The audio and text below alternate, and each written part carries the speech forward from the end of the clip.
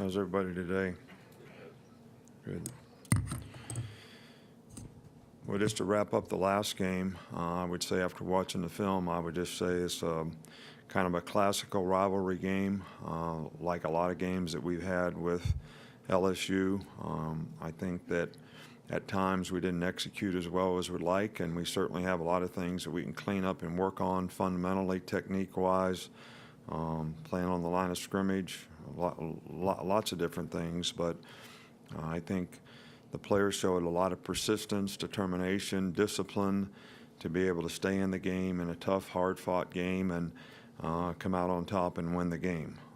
I also think that it was probably a good lesson for everybody to have to deal with hard. You know, I talked about that after the game, and to respond the right way when, you know, things don't go well. We're playing lots of good teams right now. We're going to play another good team this week, and you know, there's going to be a lot of tough circumstances, and sometimes those guys are going to win, and you got to be able to respond and play the next play. So that's something that we learned some lessons about, I think, too, you know, in this game. You know, you got the players of the week, but especially nice to have a guy recognize Ronnie Harrison as the SEC Defensive Player of the Week, and J.K. Scott in terms of special teams, also national Ray Guy, you know, recognition for what he did in the game. We talked about that after the game. To average 51 yards a punt and have 6 or 7 of them inside the 20 is pretty significant in controlling vertical field position, and that was really important in the game. I think that it's going to be really, really important for us to be able to, we got some guys nicked up a little bit, create some opportunities for some other people. I don't think this is something that anybody should sit around and say, wow, you know, I'm going to have to pick up my game now. I mean, you know, I think everybody should have been picking up their game to start with. So everybody just got to be who they are and do what they do, and be a good teammate, support the players that are out there, play together as a unit, do their job. You know, we just, that's the way we need to go about it. I think Mississippi State is really a good team. They had a great year. They won 7 games this year. You know, Dan has done a really good job there in the years that he's been there. He's a great offensive coach, always presents lots of issues and problems for the defense to adjust to. Nick Fitzgerald has done a really, really good job at quarterback, kind of a, you know, very good passer, but great runner, big physical, strong guy that they use him both ways. They've been very consistent in their run pass and the mix of what they do and how they do it. Their defense has shown tremendous improvement. You know, Todd Grantham is a new defensive coordinator there, and they've really done well this year. They're one of the top-ranked defensive teams in the country. They're really solid on special teams. They're highly ranked in almost every category in the SEC in special teams, and their specialists have done a really good job for them, kicker and punter. So this is all around a really good team and a really challenging place to play, and our players need to be ready to respond to it the right way. I'm sure you all know, as I said after the game, you know, Sean Dion had a successful surgery, and this is something that he'll be able to respond to in a few months, and hopefully be able to come back and have an opportunity to do some things to extend his career. Mac had a foot injury that will probably put him out 4 to 6 weeks, something like that. You know, we'll just have to play it by ear and see how fast it heals. So we got some other guys that are nicked up that may not practice today, but we think they'll be ready to go tomorrow and be able to do enough to be ready to play in the game. Starting back with Cecil. Coach, first, just to follow it specifically on Minka, is he in that come back in a day or two category? Or Yeah, he's not going to practice today, but we think he'll be able to do some work tomorrow.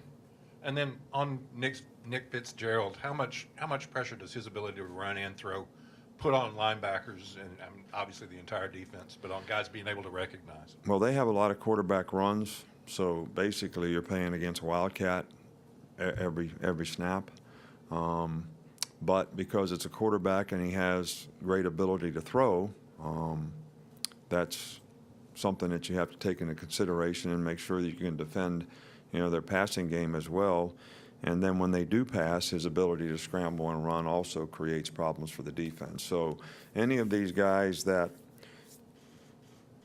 are athletic enough to make plays with their feet, can execute quarterback runs and do it with a level of toughness that is equal to a running back, and then they're good pocket passers and have a presence to go out there and make plays in the passing game. I think those kinds of guys create lots of problems for everybody on defense, not just the linebackers. Back over here with Charlie, right? With the injuries to the inside linebackers, do you see a guy like Dylan Moses maybe stepping into a bigger role? And what did you think of the game that he had on Saturday? Well, Dylan didn't play a lot of linebacker in the game. He played some outside backer and rushed. But, yes, he will have to step up. He will get an opportunity to do that. We still have two guys, Keith Holcomb and Rashawn Evans, that have played a significant amount of football around here that have experience. But, Dylan's made a lot of progress throughout the season. I think he's had a lot better understanding of what to do and how to do it. And he would be the next guy up for us to – and we'll have to bring some younger guys in to provide some depth. And we have moved some guys from inside backer to outside backer. We'll probably move at least one of those guys back inside to give us the numbers that we need to have enough depth to get through the game. Back here in the middle with Michael. We saw an LSU player try to hurdle a guy on a play last week. Is that something, do you have a preference on how an offensive player handles that situation when faced that kind of decision? Well, it's not something that I particularly admire personally, but I guess if a guy jumps over somebody and the guy misses the tackle and he keeps on running, it's like everything else we do. When it works, it's good. When it doesn't, it's not good. I do think that a guy puts himself at significant risk of injury when he's airborne like that, with several guys being able to make contact with him. So there's no rule against it, but and I think maybe it's a style of player too, that maybe in some players' case it enhances their ability to be a good player by being able to do that. And there's certainly good enough athletes out there that there are guys that can do it. So I'm not being critical of people that do it. I just say it's not my preferred style. Back on the right with Ben. We asked about J.K. Scott after the game. When you combine what he's done this season with the offense having the fewest turnovers in the nation, how difficult is it for teams to drive 70, 80 yards pretty much every time they get the ball against your defense? Well, I don't know if it's pretty much every time, but I think turnover ratio is really important to being successful, and ours is pretty good right now. And that's something that's going to be critical down the road here, that we can continue to get turnovers and continue to take care of the football.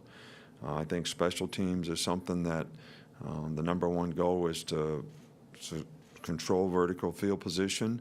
So if you combine those two things, I think it does create some advantages in terms of the kind of field position that we get. But I think the most significant effect it had was probably in the last game relative to the results, and where LSU got a lot of drive starts was a real advantage for us defensively.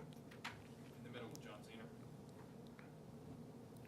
Cena. In the back, though, we saw Bo probably get a little more playing time last week. I'm just wondering how unselfish, because you've got a number of guys back there, how unselfish do those guys need to be in the backfield, and have they been? Well, they've been really good all season long. I think each guy is focused on when they play to play well, which I think is the most important thing for them. And we want all those guys to have a role and be able to contribute in a way. We didn't have the ball as much in the last game because we didn't sustain drives. We had 6 times, I think, where we were 3 and out, which has been not the case in most games. So we had a few more opportunities probably for the running backs to be able to play, but we would like to play as many guys as possible and have all those guys contribute, and those guys have been really, really good about supporting each other and doing what they need to do to help the team. Front here with Mark. When you have a leader go down, do you go to some of the other older guys and try to get them to step up from a leadership standpoint, or do you just let that happen naturally? Well, I don't think that you can really, just like, I could go to the offense today and say, we need to score more points now because we got 2 guys hurt on defense. But in my mind, the offense should have been trying to score every time they got the ball. So what should be different about that? I mean, if I found out that they weren't trying to score when they were out there, I'd be really mad about that. If we had a guy that had leadership quality and it could affect other people on the team and he's not doing it, I would be really, really upset about that. So I'm not sure you can just go say, okay, it's your turn. Leaders are leaders. They impact people. They affect other people. I think it's really important that everybody on the team takes, sort of responsibility for when things get hard. Everybody needs to support each other and everybody needs to be a good teammate. And some people can impact that more than others. But if we have anybody on our team that has leadership qualities and impact anybody, we would already be encouraging them. So I don't think that situation changes anything. I don't think you replace it just because it's not there. I think we have leadership on the team, and I think those guys will do a good job for us. Up front with Dwayne. Coach, Sean Dion, obviously, what things did he bring to this defense that will be missed out? Well, Sean Dion has a tremendous amount of experience. He's a great competitor. He's tough. Probably one of the smarter players that we've had around here in my time being here in terms of being able to make adjustments, being able to make calls, helping other players play better because of his ability to do those types of things. He is a good leader. So there's a lot of things that he does extremely well, and he's a very, very productive player. So he's an all-around good player that's a great teammate, that has been a guy that's a signal caller. So by the things that he does out there, he really allows other players to be able to play with more confidence because of his knowledge and experience. And we just have to have our other players on the team need to do that very effectively for us. Ryder on the left.